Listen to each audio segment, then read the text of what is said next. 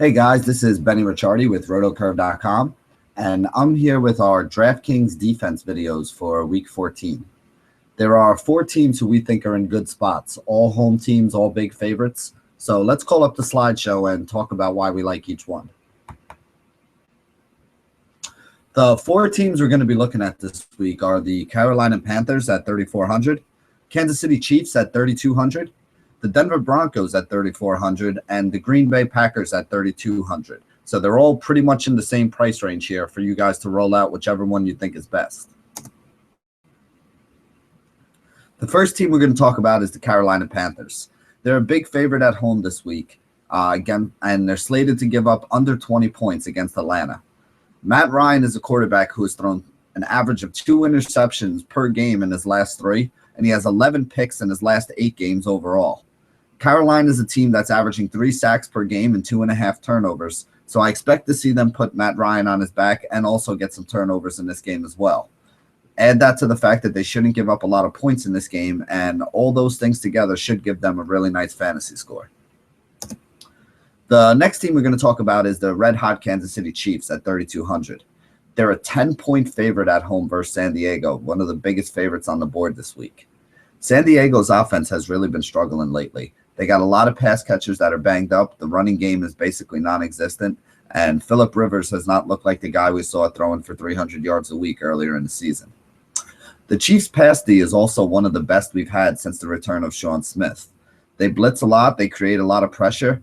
They have 13 sacks, 9 interceptions, and 3 fumble recoveries in their last 4 games. So they're averaging over 3 sacks and 3 takeaways per game in their last 4 over the course of the last month. Like I said, this defense is red hot, playing very well, and going up against a San Diego offense that's struggling. So we do think that the Chiefs at home as a big favorite are in a really good spot.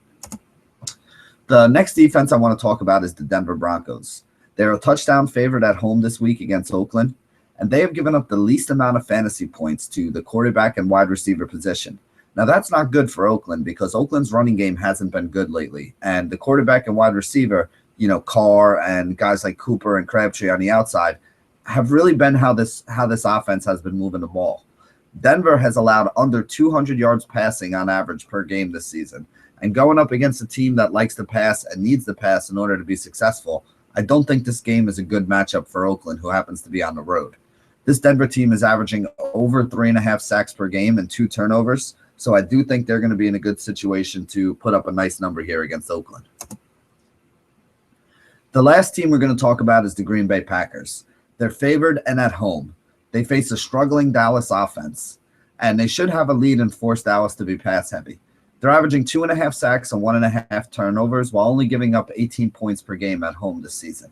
Now, Dallas does like to keep the ball on the ground and run it, but when they are behind in a game, they tend to have to throw the ball. Whenever we've seen Matt Castle throw over 25 passes, there's only been 1 game where he's thrown over 25 passes that he hasn't thrown an interception. So I do think there's a good chance that Green Bay picks him off, gets a couple sacks, and puts up a really nice number in this game as well. And those are the 4 defenses who we're really targeting this week for NFL DFS in week 14.